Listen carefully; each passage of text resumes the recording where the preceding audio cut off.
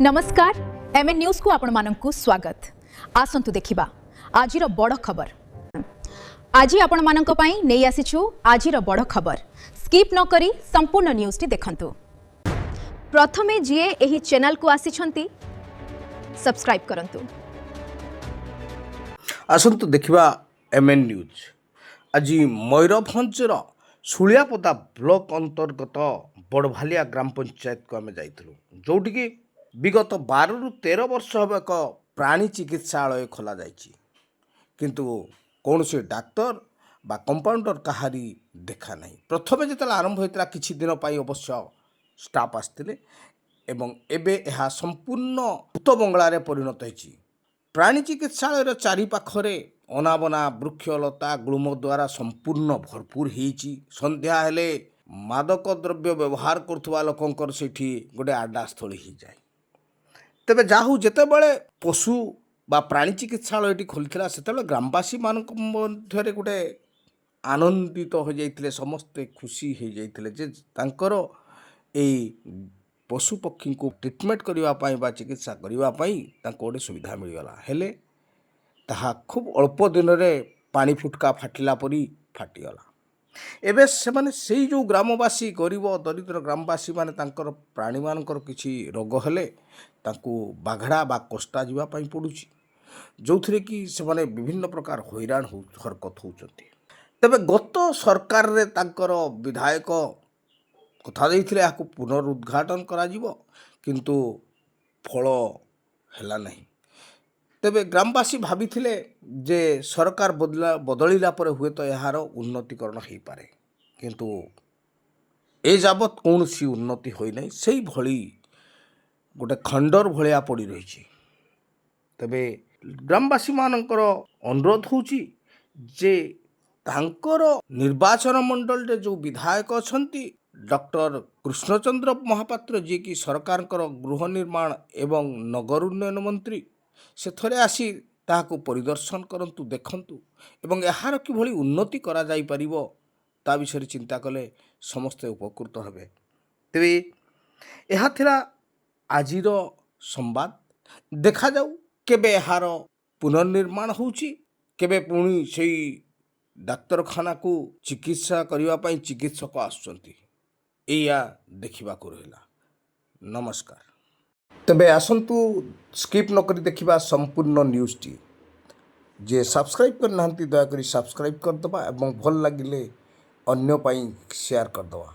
आसंतु संपूर्ण news T देखिबा। जय जगन्नाथ। दिव्य रंजन सासमल, ग्राम पंचायत बड़भालिया, जीपी बड़भालिया, सुलियापदा ब्लॉक, मरोड़ा निर्वाचन मंडली। कौन ये असुविधा है? देखु सरकार विगत 12 ରୁ 13 वर्ष पूर्वे से जो सरकार थिला एठारे एक प्राणी चिकित्सालय खोली थिले एवं जहाँ फल लोक मैंने आम अंचलवासी भाविलु जे आम ग्रामवासी एथर किसी उन्नति पाइबे बा सेमानंकर किछि लाभ हो पारिबो, किंतु तांको आशा आशारे ही रही जाइछि। दीर्घ वर्षरु खोला हेबा सत्ते एई प्राणी चिकित्सालय आज पर्यटन कौन डाक्तर कौन कंपाउंडर आसी नाहांती, जहाँ फल जो आखपाखर अंचल लोक मैंने विभिन्न पशु रखुच्च पक्षी रखुच्च प्रायतः समस्ते चाषी एवं जितेबाला से पशुपक्षी देहर कौन रोग हो समस्या हो चिकित्सा करने सुदूर बारिपदा को जाउछंती, जहाँ फल डाक्तर को डाकुचंती जे कि अधिका टंका से डिमांड करचंती। आज्ञा एबला खबर आसुचे। हाँ, विभिन्न प्रकार जो बारिपदा को जाउछंती कष्टारे जो अच्छे डाक्तर से जो सरकारी एक्चुअली सरकारी फ्री होबा कथा समस्त ट्रिटमेंट, किंतु से किसी पैसा स्वल्प पैसा डिमांड करुँच, बेले बेले अधिका जो हाई क्वालिटी मेडिसिन हाई पैसा भी डिमांड करुँच। तेणु आम भावुचे आम अंचल लाभ कौन है खोलिकी जे सरकार खोलिले बारंबार रिपेयरिंग भी कम हो सरकारी पैसा आस देखा पाचेरी भी चारिआडे कराई एवं आपणकर घर को भी बारंबार रिपेयरिंग हो, किंतु कार्यक्षम हो पारना।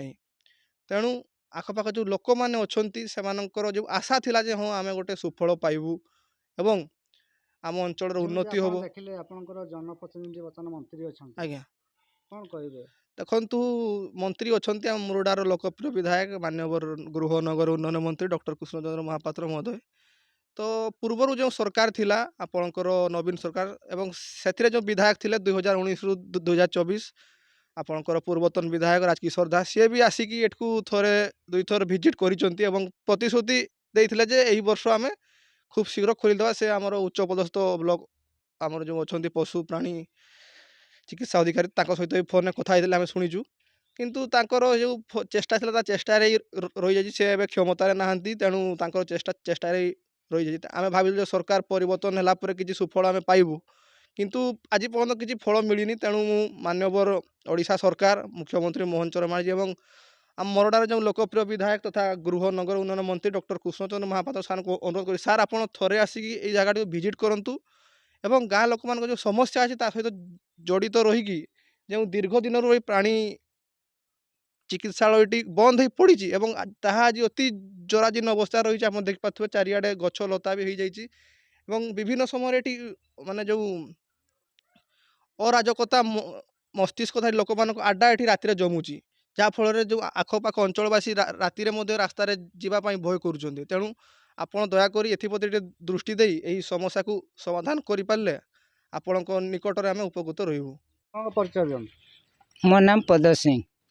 କ'ଣ ଆଜି ସମସ୍ୟା ହେଇଛି? ମାନେ ଏଇ ମୁହୂର୍ତ୍ତକ ପାଇଁ କିଛି ଦିନ ଲାଗି ଗୋଟେ ଡକ୍ଟର ଆସିଥିଲେ, ତାପରେ ଏଇଟା ସେଇ କିଛି ବି ଆଉ ଡାକ୍ତର ନାହିଁ, କିଛି ନାହିଁ। ପଶୁ ପ୍ରାଣୀ ପାଇଁ ଆମେ ବାଗଡ଼ା ଯାଉଛୁ, ନଚେତ୍ ସବୁ ନଷ୍ଟ ହେଇଯାଉଛନ୍। ଆଉ ଆଉ କାହିଁ ଆଉ କେହି ପ୍ରମୋସନ୍ ହେଉନି କି ଦିନ କେତେ ଆସିଥିଲେ ଡାକ୍ତର, ତାପରେ ଆଉ କେହି ନାହିଁ ଏଠି।